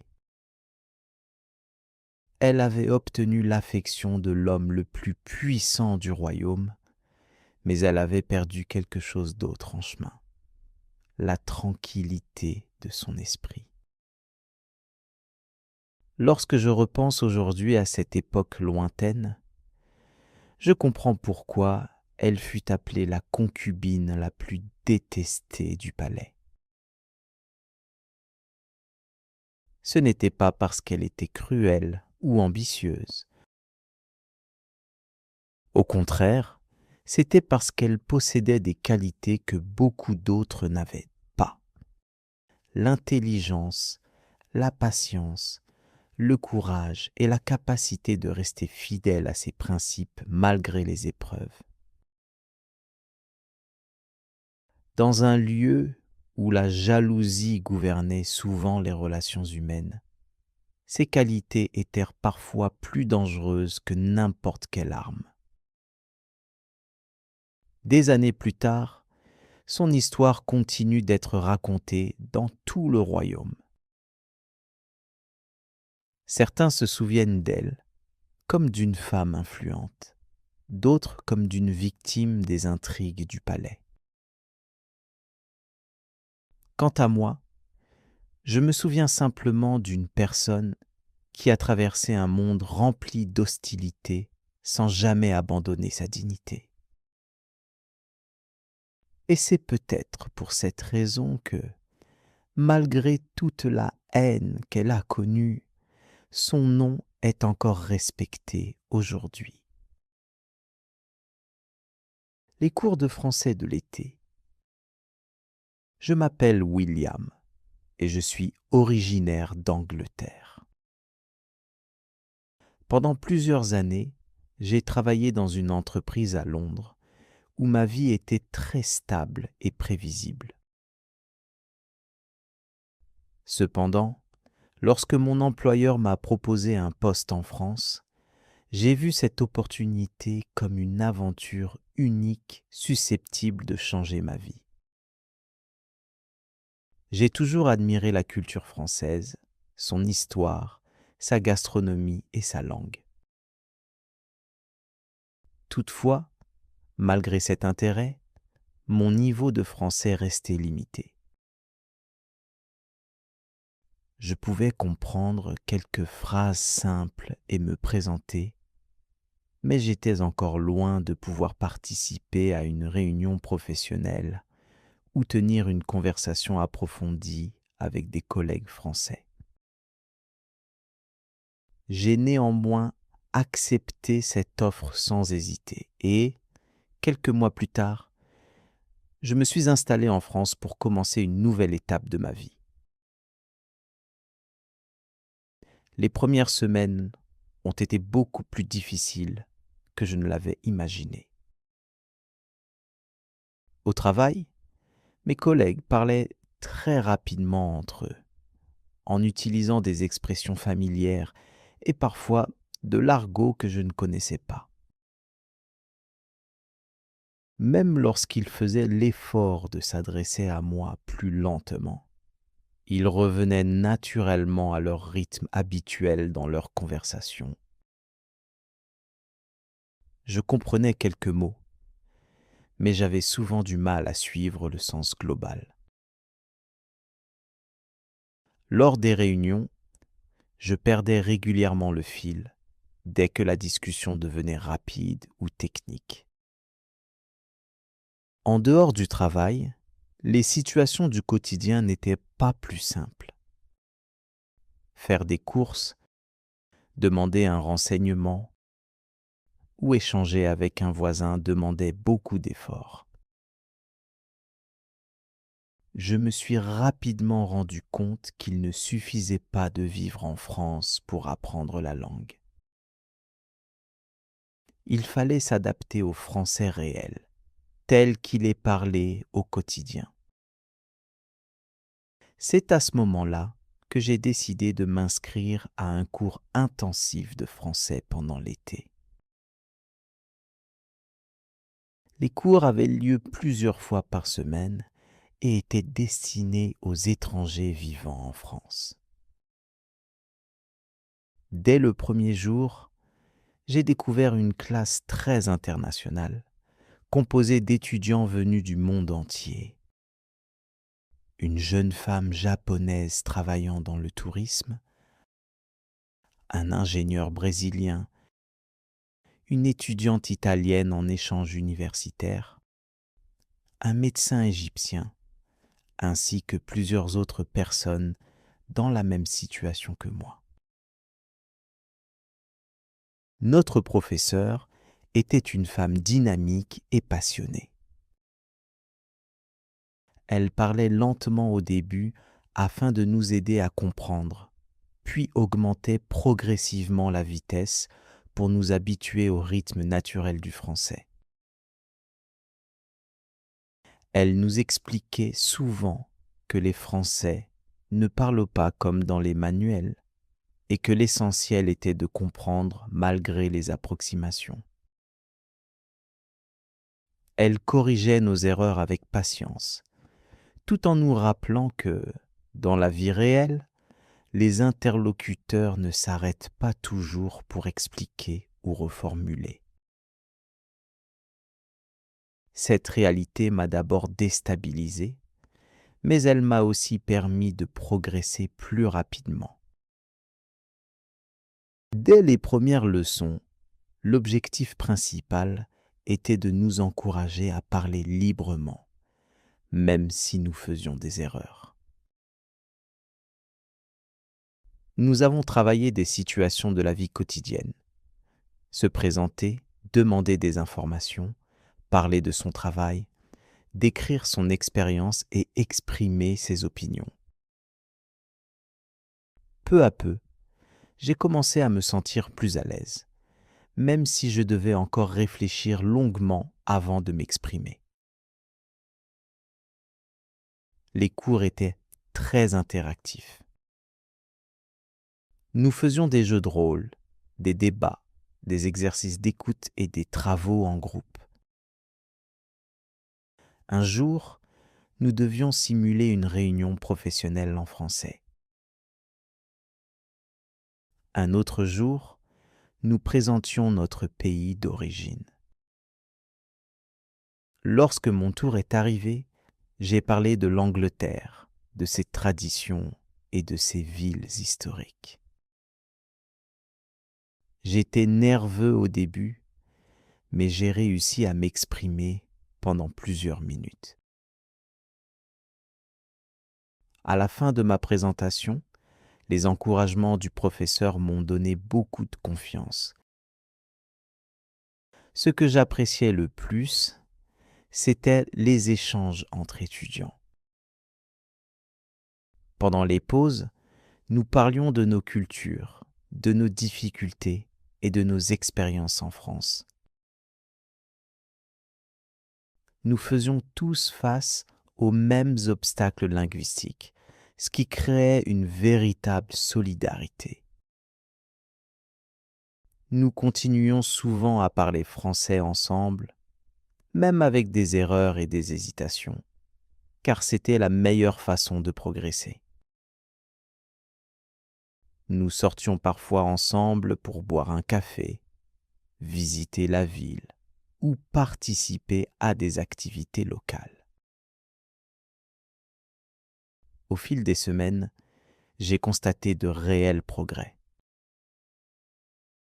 Au travail, je comprenais mieux les conversations de mes collègues, même si certaines expressions rapides m'échappaient encore. Je participais davantage aux réunions et je pouvais exprimer mes idées avec plus de confiance. Dans la vie quotidienne, les échanges devenaient plus naturels et moins stressants, même si des erreurs subsistaient. À la fin de l'été, une cérémonie a été organisée pour clôturer le programme. Chaque étudiant a reçu une attestation et a partagé son expérience. Lorsque mon tour est arrivé, j'ai expliqué combien ces cours avaient transformé mon quotidien en France. Aujourd'hui, avec du recul, je considère cette expérience comme l'une des plus importantes de ma vie. Ces cours de français ne m'ont pas seulement permis d'améliorer mon niveau linguistique. Ils m'ont aussi aidé à m'adapter à la réalité de la langue parlée, à gagner en confiance et à mieux comprendre la culture française. Grâce à cette expérience, la France est devenue bien plus qu'un simple lieu de travail. Elle est devenue un véritable lieu de vie où je me sens désormais à ma place.